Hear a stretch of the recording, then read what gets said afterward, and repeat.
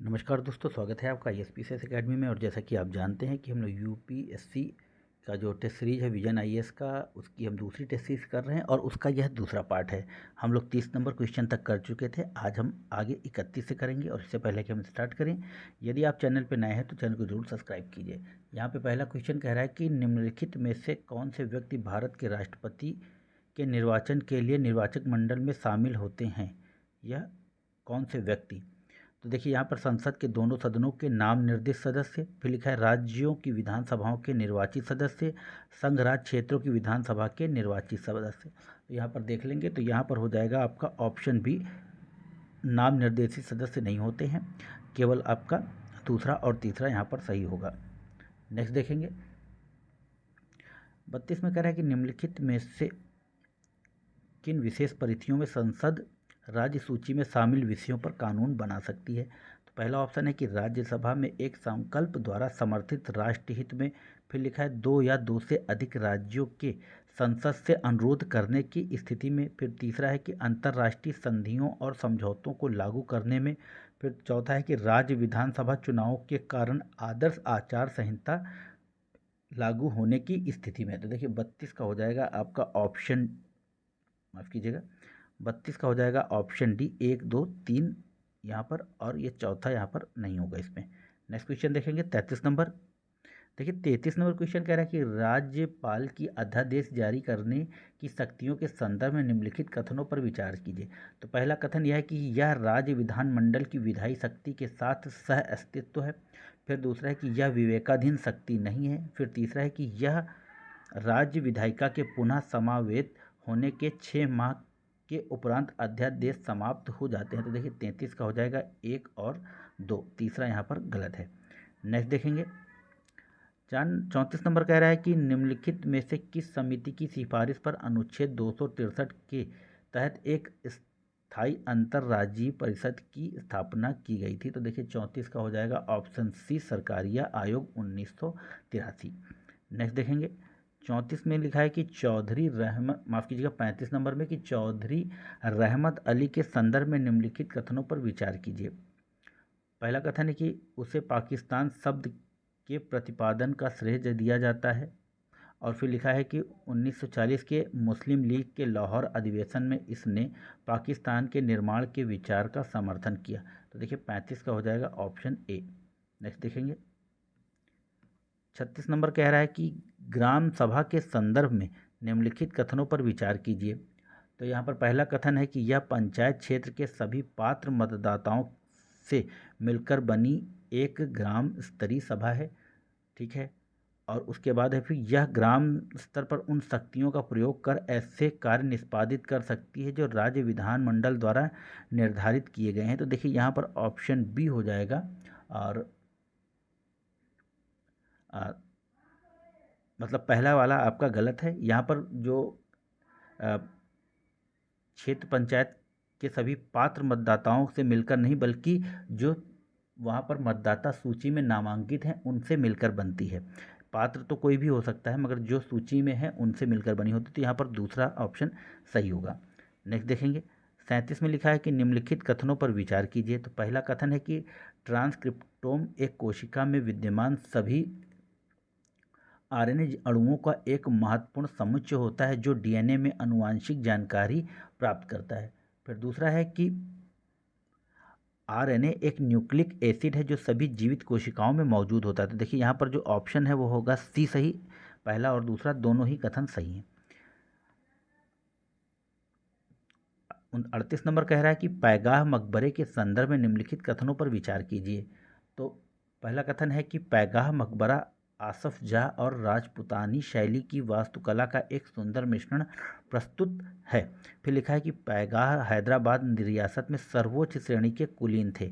फिर लिखा है कि यह लाल संगमरमर से निर्मित है जो उत्कृष्ट रूप से डिजाइन किए गए इंटीरियर के कारण आगंतुकों को आकर्षित करता है। तो देखिए 38 का हो जाएगा ऑप्शन ए, पहला और दूसरा ही कथन सही है, तीसरा आपका गलत है। नेक्स्ट देखेंगे, यहाँ पर 39 नंबर क्वेश्चन कह रहा है कि निम्नलिखित में से किस देश ने हाल ही में अपने क्षेत्र में वनों को बहाल करने के लिए शाहबलूत यानी चेस्टनट के वृक्षों के आनुवांशिक रूप से संशोधित किया है। तो देखिए 39 का हो जाएगा ऑप्शन ए संयुक्त राज्य अमेरिका। नेक्स्ट देखेंगे, लिखा है कि उच्च न्यायालयों के रिट क्षेत्राधिकार के संदर्भ में निम्नलिखित कथनों पर विचार कीजिए। पहला कथन है कि उच्चतम न्यायालय के विपरीत उच्च न्यायालय किसी साधारण कानूनी अधिकार को लागू करने के लिए भी रिट जारी कर सकते हैं। फिर दूसरा है रिट क्षेत्राधिकार संविधान की मूल संरचना का भाग है। तो देखिए 40 का हो जाएगा ऑप्शन सी, दोनों ही कथन सही हैं और आपने लक्ष्मीकांत में इसको पढ़ रखा होगा। 41 नंबर देखेंगे। और मित्रों मैं आपको बताना चाहूँगा कि आप लोग भी सोच रहे होंगे कि अभी तो एग्ज़ाम होगा हमारा करीब मई और जून के आसपास होगा जाके यूपीएससी का एग्ज़ाम, और हम अभी से प्रैक्टिस क्यों कर रहे हैं, अभी तो ये मेंस पढ़ने का समय है। मगर मैं आपको बता देना चाहूँगा मित्रों कि आप हफ्ते में कम से कम 1 या 2 टेस्ट ज़रूर लगाइए, जिससे कि आपकी प्री की भी तैयारी होती रहे। इसीलिए मैंने इसको इतनी जल्दी इस बार स्टार्ट कर दिया है। चलिए 41 नंबर क्वेश्चन करेंगे कि अनुच्छेद 161 के तहत दी गई राज्यपाल की क्षमादान शक्ति के संदर्भ में निम्नलिखित कथनों पर विचार कीजिए। लिखा है कि वह मृत्युदंड को क्षमा कर सकता है। फिर लिखा है कि वह उस विषय से संबंधित जिस पर संबंधित राज्य की कार्यपालिका शक्ति का विस्तार है किसी विधि के विरुद्ध किए गए अपराध के लिए देशद्रोही व्यक्ति की क्षमा कर सकता है। तो देखिए वह मृत्युदंड को क्षमा नहीं कर सकता क्योंकि उसको केवल राष्ट्रपति क्षमा कर सकता है। तो पहला कथन गलत है और दूसरा कथन सही, यानी कि ऑप्शन होगा आपका बी। नेक्स्ट देखेंगे, 42 नंबर कह रहा है कि भारत के उच्चतम न्यायालय के न्यायाधीशों के संदर्भ में निम्नलिखित कथनों पर विचार कीजिए। पहला कथन है कि कोई व्यक्ति जो किसी भी उच्च न्यायालय में 10 वर्ष से अधिक समय तक अधिवक्ता रहा हो उच्चतम न्यायालय के न्यायाधीश के रूप में नियुक्त किया जा सकता है। फिर नेक्स्ट क्वेश्चन कह रहा है कि संविधान ने उच्चतम न्यायालय के न्यायाधीश के कार्यकाल के साथ साथ उसकी न्यूनतम आयु भी निर्धारित नहीं की है। तो यहाँ पर हो जाएगा ऑप्शन सी, दोनों ही कथन सही हैं। नेक्स्ट क्वेश्चन देखेंगे, लिखा है कि हाइपरसोनिक प्रौद्योगिकी प्रदर्शन वाहन यानी कि HSTDV के संदर्भ में निम्नलिखित कथनों पर विचार कीजिए। लिखा है कि यह रैमजेट इंजन द्वारा संचालित मानव रहित प्रदर्शन विमान है। नेक्स्ट देखेंगे, यह प्रणोदन यानी कि प्रोपल्शन के लिए वायुमंडलीय ऑक्सीजन का उपयोग करता है। तो यहाँ पर हो जाएगा ऑप्शन बी, पहला गलत है और दूसरा सही है। यह रैमजेट नहीं बल्कि स्क्रैमजेट इंजन के लिए है। नेक्स्ट देखेंगे, 44 नंबर कह रहा है कि भारत के राष्ट्रपति के संदर्भ में निम्नलिखित कथनों पर विचार कीजिए। तो नेक्स्ट कह रहा है, ऑप्शन कह रहा है कि वह कितनी भी बार पुनः निर्वाचित होने के लिए पात्र होता है। पहला कथन एकदम सही है। फिर उसे संविधान द्वारा निर्धारित परिलब्धियां और विशेषाधिकार प्राप्त होते हैं। ठीक है, उसके बाद लिखा है कि इसमें क्वालिफाइड और पॉकेट वीटो की शक्तियां निहित होती हैं। तो देखिए 44 का हो जाएगा केवल पहला ही कथन सही है और दूसरा और तीसरा कथन आपका सही नहीं है। नेक्स्ट देखेंगे 45 नंबर। 45 नंबर कह रहा है कि फायर एल्ड पहल के संदर्भ में निम्नलिखित कथनों पर विचार कीजिए। पहला कथन है कि इसका उद्देश्य वनाग्नि को प्रभावी ढंग से प्रबंधित करने के लिए कृत्रिम बुद्धिमत्ता यानी कि AI का उपयोग करना। फिर लिखा है कि इसे विश्व आर्थिक मंच द्वारा लॉन्च किया गया है। तो 45 का हो जाएगा ऑप्शन सी, दोनों ही कथन आपके सही हैं और ये क्वेश्चन इंपॉर्टेंट है। आप इसको चाहे तो इसको किसने लॉन्च किया इसको जरूर कहीं नोट डाउन कर लीजिएगा।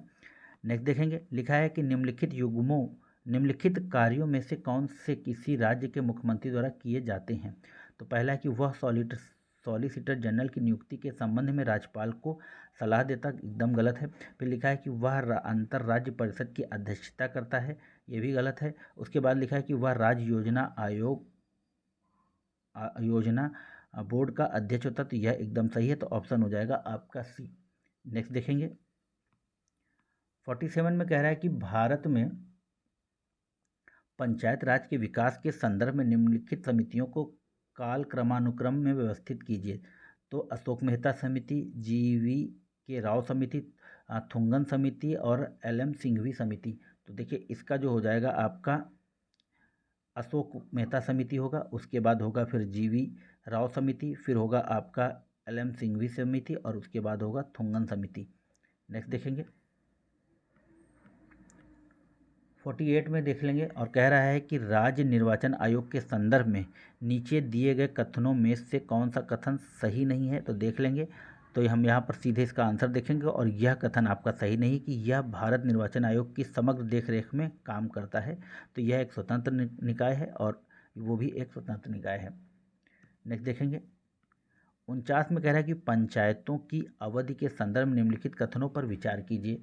पहला कथन है कि हर स्तर पर पंचायत को 5 साल का कार्यकाल प्रदान किया जाएगा, तो पहला कथन सही है। फिर दूसरा है कि किसी पंचायत के समय से पहले भंग होने पर हर बार नए सिरे से चुनाव कराया जाएगा। नहीं, यहाँ पर शेष बचे हुए कार्यकाल को पूरा करने के लिए चुनाव कराया जाता है, तो दूसरा कथन गलत हो गया। तो यदि आप दूसरा कथन गलत कर देते हैं तो यहाँ पर ये सारे कथन गलत हो जाते हैं और ऑप्शन आ जाता है आपके पास सी। और इसका थर्ड ऑप्शन भी पढ़ लेंगे। समय से पूर्व विघटन के पश्चात पुनर्गठित एक पंचायत को 5 वर्ष की पूर्ण अवधि का लाभ नहीं मिलता, तो यह कथन भी सही है। तो 1 और 3 हो जाएगा यहाँ पर इसका आंसर। चलिए, 50 नंबर में लिखा है कि निम्नलिखित कथन पर विचार कीजिए। तो पहला कथन है कि भारत का राष्ट्रपति संसद का अभिन्न अंग होता है, बिल्कुल सही बात है। और उसके बाद है कि संसद के दोनों सदनों द्वारा पारित विधेयक राष्ट्रपति की सहमति के बिना कानून नहीं बन सकता। तो जब वह संसद का अंग है तो यह जरूरी हो जाता है कि उसकी सहमति मिलना जरूरी है। तो यहाँ पर हो जाएगा ऑप्शन ए तथा आर दोनों सत्य और आर ए की सही व्याख्या है। नेक्स्ट क्वेश्चन देखेंगे 51 number. Critical and emerging technologies पर पहल के संदर्भ में निम्नलिखित कथनों पर विचार कीजिए। पहला कथन है कि यह पहल भारत और रूस द्वारा दोनों देशों के बीच रणनीतिक साझेदारी का विस्तार करने के लिए शुरू की गई।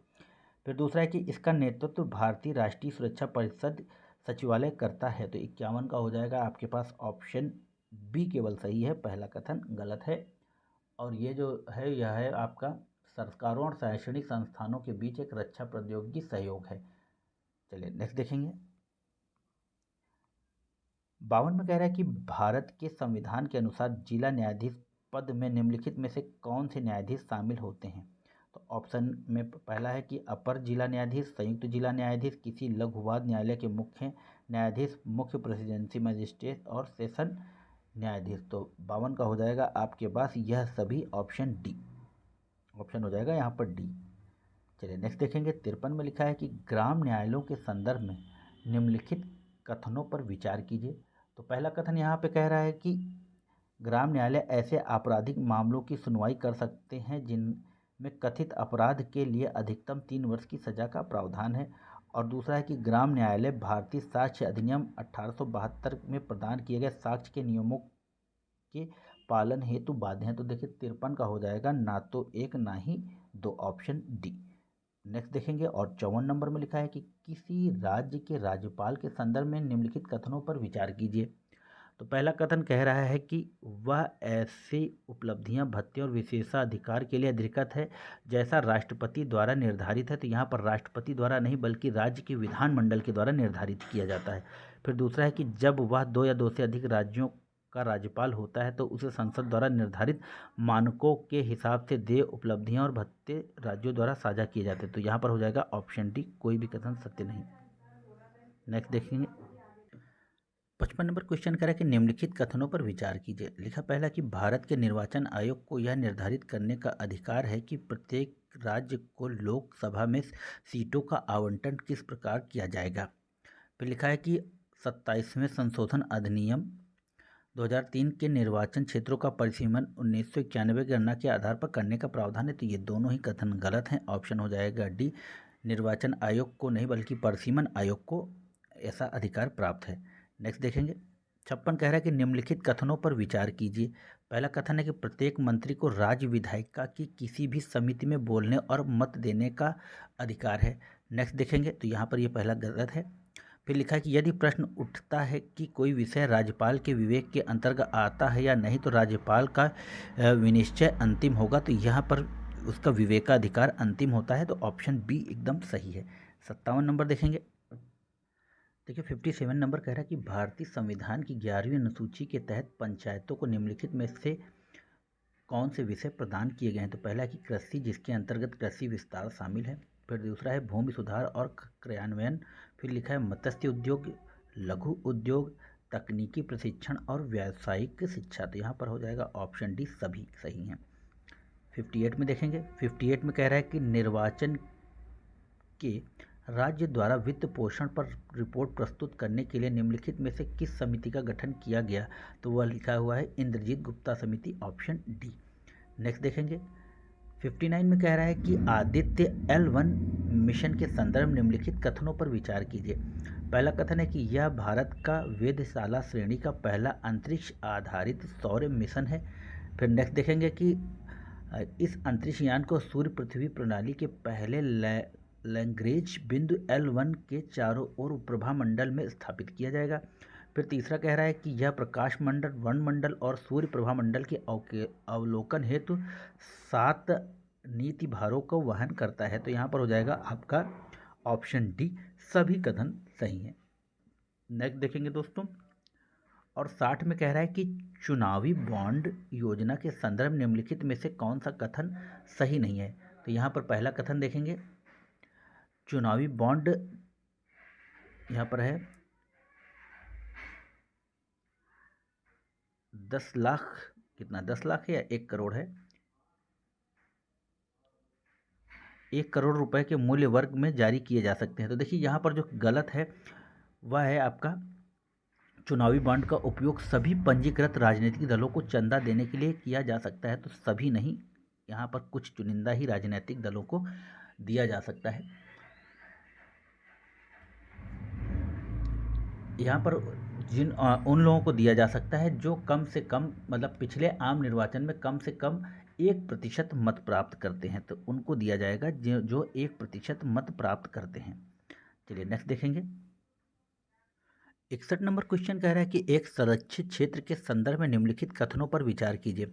तो पहला कथन है कि यह तेलंगाना के उत्तर पूर्वी भाग में स्थित है, ठीक है। फिर लिखा है कि यह रिजर्व गोदावरी नदी के किनारे सह्याद्री पर्वत श्रृंखला में स्थित है। फिर लिखा है तीसरा कि भौगोलिक रूप से यह रिजर्व इंडो मलय क्षेत्र के अंतर्गत आता है तथा बाघ और तेंदुआ इसमें पाए जाने वाली महत्वपूर्ण प्रजातियां हैं। उपयुक्त कथनों द्वारा निम्नलिखित में से किस अभ्यारण्य का सर्वोत्तम वर्णन किया जा रहा है। तो यहाँ पर हो जाएगा आपका ऑप्शन बी, कमल टाइगर रिजर्व। नेक्स्ट देखेंगे। 62 में लिखा है कि परिवार कल्याण माफ कीजिएगा परिवार न्यायालय अधिनियम 1984 के संदर्भ में निम्नलिखित कथनों पर विचार कीजिए। पहला कथन है कि यह राज्य सरकारों द्वारा उच्च न्यायालय के परामर्श से परिवार न्यायालयों की स्थापना का प्रावधान करता है। फिर दूसरा है कि परिवार न्यायालय के निर्णय के विरुद्ध किसी भी न्यायालय में अपील नहीं की जा सकती। तो देखिए यहाँ पर हो जाएगा ऑप्शन ए, पहला कथन सही है, दूसरा कथन गलत है, यहाँ पर अपील की जा सकती है। नेक्स्ट देखेंगे। यहाँ 63 नंबर कह रहा है कि ओटनथुल्लाल के संदर्भ निम्नलिखित कथनों पर विचार कीजिए।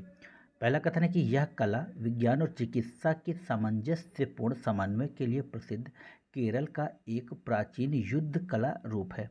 फिर दूसरा कि ऐसा माना जाता है कि इसे शिकारियों द्वारा जंगलों में जानवरों को लड़ने की तकनीक को देखकर विकसित किया गया था। तो देखिए 63 का हो जाएगा डी, ना ही 1 ना ही 2, दोनों ही कथन आपके गलत हैं।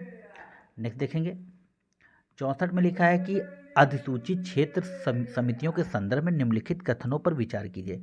तो पहला कह रहा है कि ये राज्य विधानमंडल में एक अधिनियम द्वारा गठित सांविधिक निकाय हैं। फिर दूसरा है ये पूरी तरह नामित निकाय हैं। फिर तीसरा है इनका गठन औद्योगिकरण के कारण तेजी से विकसित हो रहे कस्बों के प्रशासन के लिए किया जाता है। तो यहाँ पर हो जाएगा आपका ऑप्शन डी, पहला और दूसरा सही है। नेक्स्ट देखेंगे। 65 में कह रहा है कि न्यायमूर्ति BN कृष्ण समिति का गठन किया गया था। तो वह किया गया था आपका ऑप्शन हो जाएगा यहाँ पर मध्यस्थता तंत्र के संस्थागतकरण की समीक्षा करने के लिए। नेक्स्ट देखेंगे।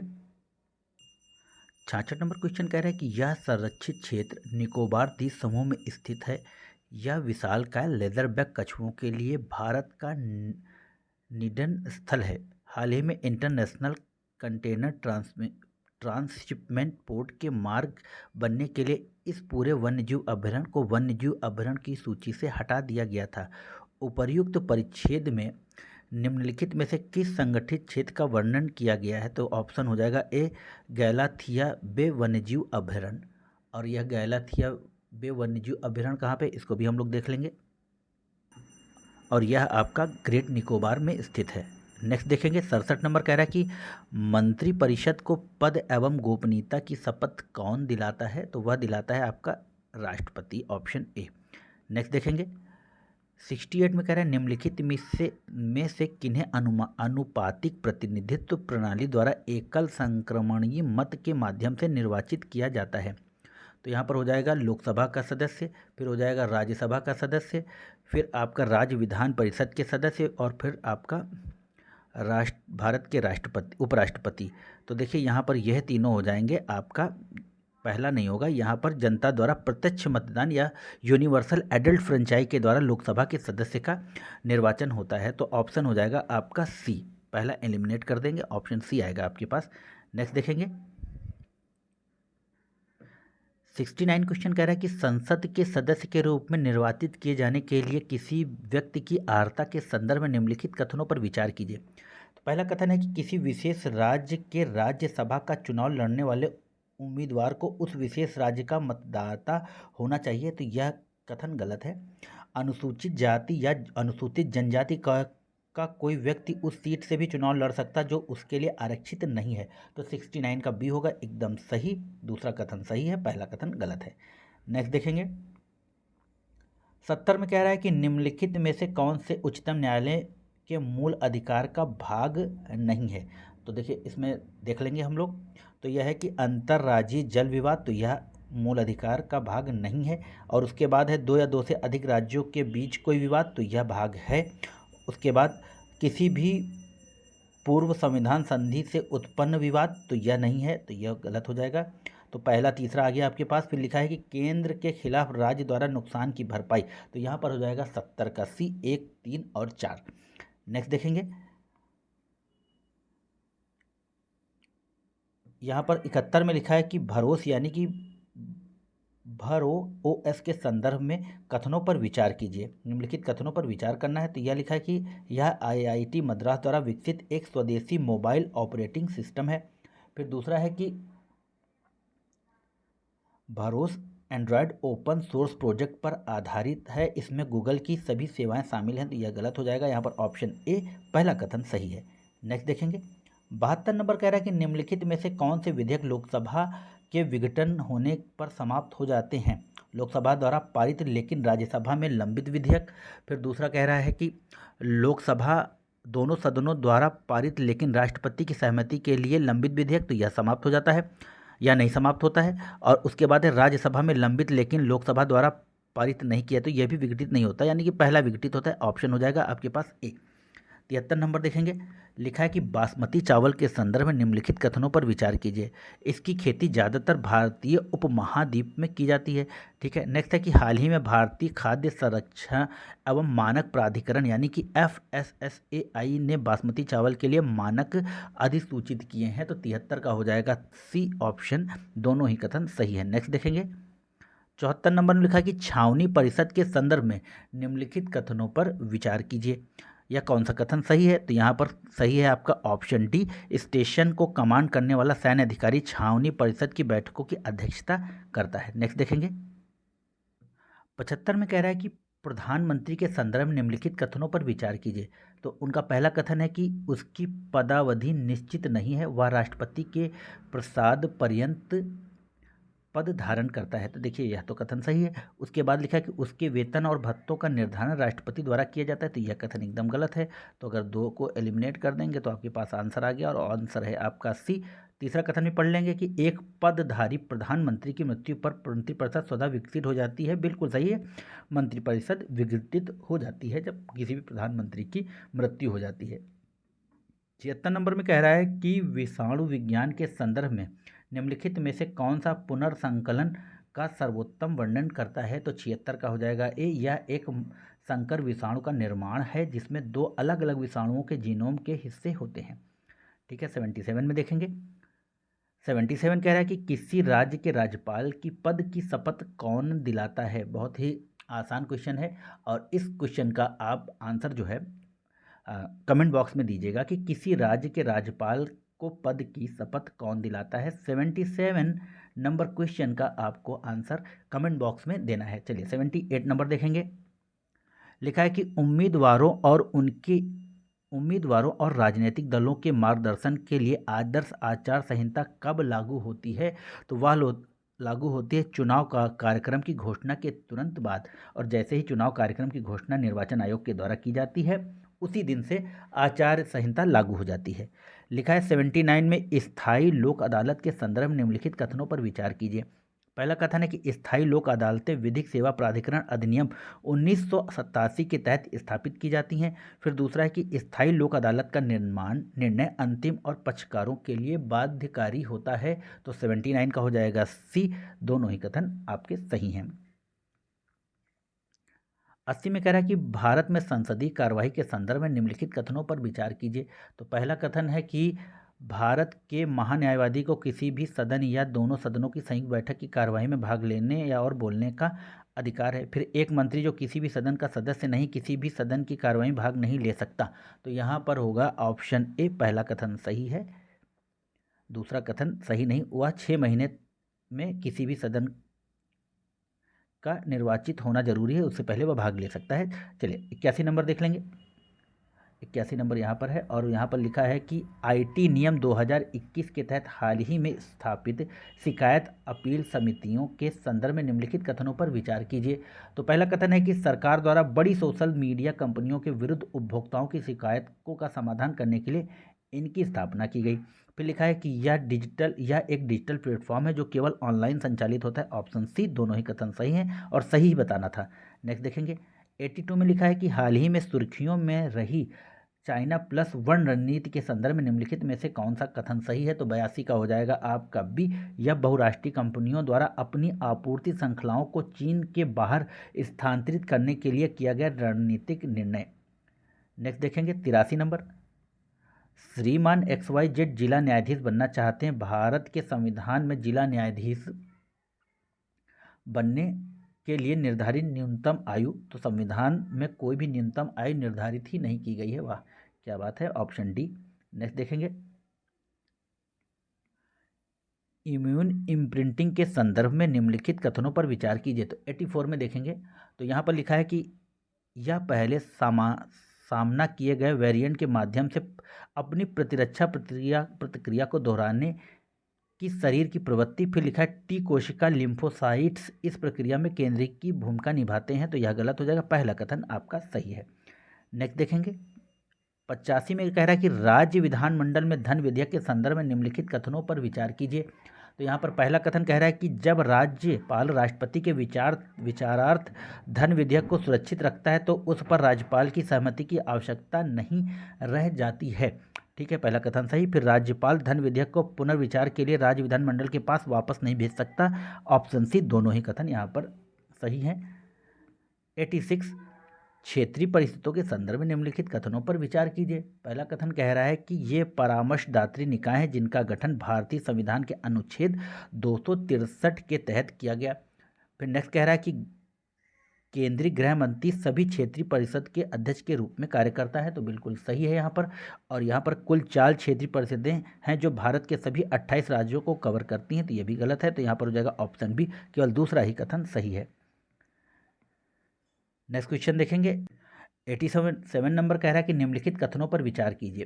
पहला कह रहा है कि सशस्त्र बलों से संबंधित सेवा मतदाताओं को प्रॉक्सी वोट की सुविधा प्रदान की जाती है। फिर लिखा है कि निर्वाचन आयोग द्वारा डाक मतपत्र की सुविधा अधिसूचित कुछ वर्गों के लोगों को प्रदान की जाती है। तो 87 का हो जाएगा ऑप्शन सी। दोनों ही कथन सही हैं।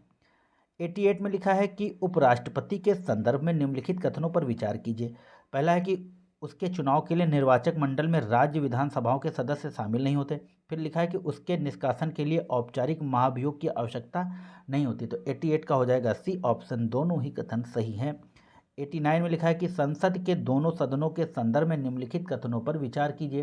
पहला कथन है कि संविधान ने राज्यसभा के सदस्यों की पद अवधि निर्धारित की है। तो यह कथन गलत है। उसके बाद लिखा है केंद्र सरकार के परामर्श से केवल लोकसभा का अध्यक्ष ही लोकसभा को विकसित कर सकता है। तो यह भी विघटित कर सकता है। तो यह भी कथन गलत है। ऑप्शन डी हो जाएगा आपका। ना कोई भी कथन सही नहीं है 89 में। 90 में कह रहा है कि वरीयता तालिका के अनुसार निम्नलिखित पदाधिकारियों को उच्च से निम्न पद पर व्यवस्थित कीजिए। तो देख लेंगे हम लोग। तो यहाँ पर हो जाएगा आपका सबसे पहले प्रधानमंत्री और उसके बाद फिर राज्यों के राज्यपाल अपने अपने राज्य में। ठीक है, तो पहला फिर तीसरा और उसके बाद होगा पूर्व राष्ट्रपति और उसके बाद कैबिनेट मंत्री, यानी कि ऑप्शन सी। 90 का हो जाएगा यहाँ पर सी। 91 के संदर्भ में देखेंगे तो मंत्रिपरिषद के संदर्भ में निम्नलिखित कथनों पर विचार कीजिए। तो पहला कथन कह रहा है कि यह वह लोकसभा और राज्यसभा के प्रति सामूहिक रूप से उत्तरदायी होती है। फिर दूसरा कह रहा है कि संविधान के अनुसार मंत्री पर कोई विधिक उत्तरदायी तो नहीं होता। फिर तीसरा कह रहा है प्रत्येक मंत्री का यह कर्तव्य है कि वो मंत्रिमंडल के निर्णय को माने और संसद के भीतर और बाहर दोनों जगह उनका समर्थन करे। तो 91 का हो जाएगा बी, दूसरा और तीसरा कथन सही है, पहला आपका गलत। 92 में लिखा है कि लोकसभा के उपाध्यक्ष के संदर्भ में निम्नलिखित कथनों पर विचार कीजिए। पहला कथन है कि जब भी उसे किसी संसदीय समिति के सदस्य के रूप में नियुक्त किया जाता है वह स्वतः ही उसका सभापति बन जाता है। तो पहला तो ये गलत हो गया। उसके बाद कह रहा है कि फिर उसके निर्वाचन की तिथि राष्ट्रपति द्वारा निश्चित की जाती है, ये कथन सही है। वह लोकसभा अध्यक्ष के अधीनस्थ होता है, तो यह भी कथन सही है। तो माफ़ कीजिएगा, यह पहला कथन सही है, केवल बी वाला सही है और ये दोनों कथन आपके गलत हैं। नेक्स्ट देखेंगे 93 क्वेश्चन में एक परिच्छेद दिया हुआ है, हम इस परिच्छेद को पढ़ लेंगे। लिखा है कि संसद के दोनों सदनों में इस प्रकार की अलग अलग समितियां होती हैं। यह समितियां सदन के कार्य और समय सारणी को विनियमित करती हैं। यह सदन के समक्ष सरकार द्वारा लाए गए विधायी तथा अन्य कार्यों के संचालन के लिए समय निर्धारित करती हैं। फिर लिखा है कि लोकसभा समिति में 15 सदस्य होते हैं तथा लोकसभा अध्यक्ष इस समिति के अध्यक्ष होते हैं। राज्यसभा समिति में इसके पदेन अध्यक्ष के रूप में सभापति सहित 11 सदस्य होते हैं। तो हम लोग देखें उपर्युक्त परिच्छेद निम्नलिखित में से किस संसदीय समिति का वर्णन करता है? तो वह वर्णन कर रहा है कार्य सलाहकार समिति, ऑप्शन ए, कार्य सलाहकार समिति, ऑप्शन ए। नेक्स्ट देखेंगे 94 में लिखा है कि मंत्रिपरिषद के संदर्भ में निम्नलिखित कथनों पर विचार कीजिए। तो यहाँ पर पहला कथन है कि एक व्यक्ति जो संसद के किसी भी सदन का सदस्य नहीं है उसे मंत्री के रूप में नियुक्त नहीं किया जा सकता। तो देखिए पहला कथन गलत है। वह 6 माह तक के लिए मंत्री पद पर नियुक्त किया जा सकता है और 6 माह से पहले ही उसको किसी भी निर्वाचन क्षेत्र से लोकसभा या अगर राज्य विधानमंडल में तो राज्य विधानमंडल का सदस्य होना आवश्यक है। फिर लिखा है कि राष्ट्रपति केवल उन्हीं व्यक्तियों को मंत्री नियुक्त कर सकता है जिनकी अनुशंसा प्रधानमंत्री करता है। तो देखिए 94 का हो जाएगा बी, दूसरा कथन सही है। नेक्स्ट देखेंगे 95 क्वेश्चन कह रहा है कि निम्नलिखित कथनों पर विचार कीजिए। पहला कथन है कि प्रत्येक वस्तु जो केवल 70 केल्विन या -203 डिग्री से अधिक के ताप पर अतिचालक के रूप में कार्य करती है उसे आमतौर पर उच्च तापीय अतिचालक माना जाता है। फिर लिखा है कि ठोस पारा अपने थ्रेशोल्ड तापमान अर्थात 270 के नीचे एक अतिचालक के रूप में व्यवहार करता है। 95 का हो जाएगा ऑप्शन आपका, देख लेंगे यहाँ पर, और दोनों ही कथन यहाँ पर सही हैं, ऑप्शन सी। नेक्स्ट देखेंगे 96 में लिखा हुआ है कि भारत के संविधान के अनुसार राज्यपाल की नियुक्ति के संदर्भ निम्नलिखित में से कौन से कथन सही है? तो पहला कथन है कि वह उस राज्य का निवासी नहीं होना चाहिए जहां उससे नियुक्त किया गया है, सही है। उसके बाद है फिर राष्ट्रपति को संबंधित राज्य के मुख्यमंत्री से परामर्श करना आवश्यक है लेकिन उसकी सलाह राष्ट्रपति पर बाध्यकारी नहीं है। तो आई थिंक यह कथन गलत है और बिल्कुल गलत है। और वह 35 वर्ष की आयु पूर्ण कर चुका हो। तो देखिए यहाँ पर संविधान में राज्यपाल के रूप में नियुक्त किए गए व्यक्ति को निम्नलिखित 2 अर्हताएं हैं। केवल उसे भारत का नागरिक होना चाहिए और वह 35 वर्ष की आयु पूर्ण कर चुका हो। तो यहाँ पर हो जाएगा ऑप्शन सी, केवल तीसरा ही कथन सही है, दोनों पहला और दूसरा कथन गलत है। वैसे ऐसा यह मगर ये जो आपका पहला कथन है इस तरह का प्रचलन है कि राज्यपाल वही नियुक्त किए, उसी राज्य का नहीं नियुक्त किया जाता जिस राज्य का वह निवासी हो सकता है। ये हमारी संसदीय प्रणाली में अलग से लिया गया हो, बट ये वाला कथन गलत है। नेक्स्ट देखेंगे 97 में देख लेंगे, और 97 में कह रहा है कि भारतीय राजनीति के संदर्भ में निम्नलिखित कथनों पर विचार कीजिए। तो पहला कथन है कि राष्ट्रपति केंद्र सरकार का मुख्य प्रवक्ता होता है। फिर दूसरा है कि राष्ट्रपति सदन के पटल पर सरकार की नीतियों की घोषणा करता है। फिर तीसरा है प्रधानमंत्री संसद के दोनों सदनों में से किसी भी सदन का सदस्य हो सकता है। तो 97 का हो जाएगा ऑप्शन ए। यहाँ पर कौन सा सही नहीं है? तो तीसरा कथन आपका सही है, पहला और दूसरा कथन सही नहीं है। चलिए 98 देख लेंगे। संसद का निम्नलिखित में से कौन सा अधिनियम लोकसभा निर्वाचन के क्षेत्र उद्देश्य के लिए मतदाता सूची तैयार करने और संशोधन के लिए उपबंध प्रदान करता है? तो 98 का हो जाएगा लोक प्रतिनिधि अधिनियम 1950, ऑप्शन ए। चलिए नेक्स्ट देखेंगे। और 99 में कह रहा है कि आपराधिक मामलों में पारस्परिक कानूनी सहायता संधि के संदर्भ में निम्नलिखित कथनों पर विचार कीजिए। तो यहाँ पर देख लेंगे तो इस लिखा है कि ये देशों के बीच द्विपक्षीय संधियाँ हैं जो साक्ष्य के आदान प्रदान की अनुमति देती हैं। फिर दूसरा है कि विदेश मंत्रालय आपराधिक कानून के मामले में पारस्परिक कानून सहायता प्रदान करने के नोडल मंत्रालय है। फिर लिखा है इस संबंध में दंड प्रक्रिया संहिता न्यायिक प्रक्रियाओं के कार्यों के संबंध में विदेशी सरकारों के साथ किसी प्रकार की व्यवस्था का उल्लेख नहीं करता। तो यहाँ पर हो जाएगा आपका ऑप्शन सी, पहला ही कथन आपका सही है। नेक्स्ट देखेंगे और लास्ट क्वेश्चन है, लिखा है कि विश्व आर्थिक मंच के संदर्भ में निम्नलिखित कथनों पर विचार कीजिए। तो यहाँ पर पहला कथन कह रहा है कि यह गैर सरकारी लॉबिंग संगठन है जो वृहद स्तर पर वैश्विक उद्यमियों द्वारा वित्त पोषित है। फिर लिखा है कि इसका उपयोग निर्णय अंतर्राष्ट्रीय कूटनीति और यहाँ तक कि युद्धों से बचाने के लिए भी किया जाता है। तो यहाँ पर हो जाएगा आपका ऑप्शन सी, दोनों ही कथन सही हैं। तो मित्रों यह थे आपके 30 क्वेश्चन हम लोगों ने पहले पार्ट में कर लिए थे और 70 क्वेश्चन हम लोगों ने इस सेकंड पार्ट में किए हैं। तो आशा है कि यह वीडियो आपको पसंद आएगा। चैनल को लाइक कीजिए, शेयर कीजिए, सब्सक्राइब कीजिए। धन्यवाद। जय हिंद, जय भारत। आपका दिन शुभ हो। नमस्कार।